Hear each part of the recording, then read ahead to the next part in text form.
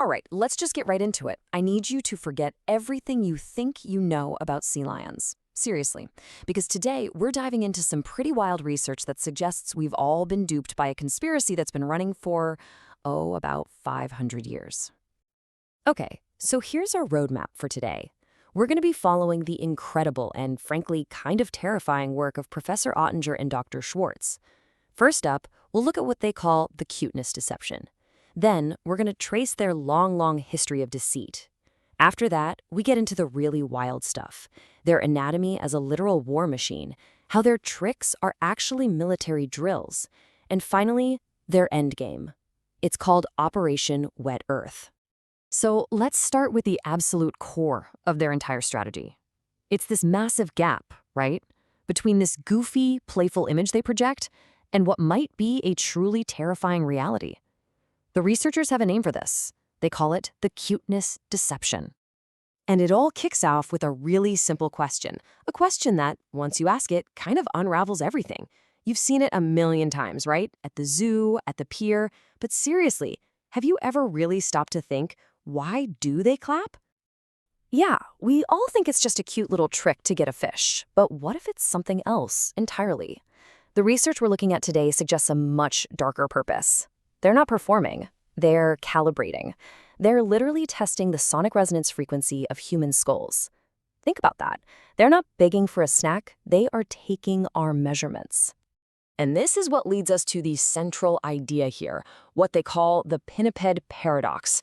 It's this idea that while we're all seeing this kind of clumsy, adorable water dog, what we're actually looking at is a creature with the brains of a chess grandmaster, the speed of a torpedo, and this incredibly rigid, almost feudal social hierarchy. Their cuteness? It's not a bug, it's a feature. It's psychological warfare. Okay, so you might be thinking this is some new thing. No way. This plan has been in the works for a long time. The research traces the organized pinniped state manipulating us for, get this, 500 years. And it's all been under one single royal family, the House of Barkface. And these guys are patient. I mean, really patient. We're talking way back in the 1500s, a King Barkface VI starts messing with human economies.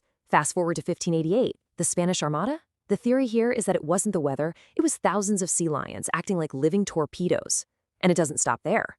They used circuses to plant spies in our cities, and get this, they even posed as frogmen in World War II, working as double agents to maximize human casualties. It's a lot. So how is any of this even possible? Well, that brings us to their own bodies. According to this research, we need to stop thinking about the sea lion as a product of gentle evolution. We need to start seeing it for what it is, a masterpiece of military engineering, a biological weapon hiding right out in the open. Let's just break down the specs, shall we? That blubber, it's not just for staying warm. It's body armor. Seriously, ballistics tests showed it can stop a 9mm round. Those whiskers? That's a sophisticated organic phased array radar system. And that classic arf arf bark? Yeah, that's a sonic cannon. Now, don't worry too much about the math here, but this formula basically shows the insane sensitivity of their whisker network. So what does that mean in the real world? It means a sea lion just hanging out in San Francisco can feel the tiny changes in water pressure from a submarine leaving a port in Tokyo. And they can use those same whiskers to send encrypted messages across the entire ocean. It's wild. Right, back to the sonic cannon. So the researchers apparently tested this out, on graduate students, of course. They played recorded barks at different volumes. At 100 decibels, the students got disoriented. Crank it up to 150, total loss of bowel control. And they project that a full-on royal battle cry from the queen could, and I'm quoting here, liquefy the inner ear. Yeah. Okay, this next part might be the most genius and honestly, most diabolical part of the whole conspiracy. They've tricked us. They've tricked us into paying money to sit in stadiums and watch them train for our demise. Every performance you've ever seen, it's a military drill. Let's just decode a few of the classics, okay? You see them balancing a ball on their nose? That's not a game. It's a complex, real-time simulation for stabilizing the trajectory of an intercontinental ballistic missile. That hoop jump? That's practice for boarding actions on naval warships. And my favorite, that little flipper wave? That's pure Pavlovian conditioning, training us to think, right before they strike. So where is this all going? What's the point of all this centuries-long planning? To get that, we have to look at their current leader, the radical and extremely ambitious monarch, Queen Whiskerbutt the Ninth. This is her endgame. And they got a huge boost of confidence back in 1989. Remember when all those sea lions just showed up at Pier 39 in San Francisco? The researchers say that wasn't random migration. That was a test, a military stress test to see how we'd react. And what did we do? We thought it was cute. We gave them their own docks and started selling little plush toy versions of them. As Professor Ottinger puts it, that's when they knew we were fatally weak. So what is the ultimate goal? It's not just taking over a few cities. It's planetary reengineering.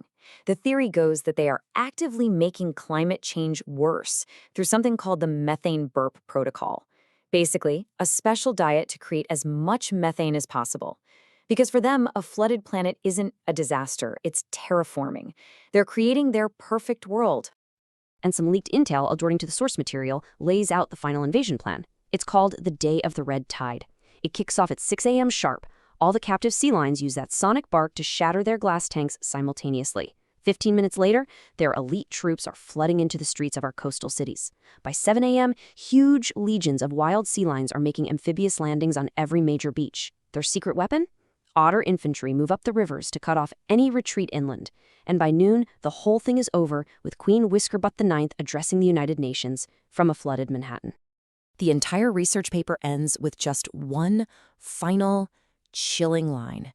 It's supposedly a transcription from a captured Pinniped signal. So, I guess the takeaway here is, the next time you're at the aquarium or down by the pier, just remember what you heard today. And maybe, just maybe, listen a little closer to what those barks are really trying to tell you.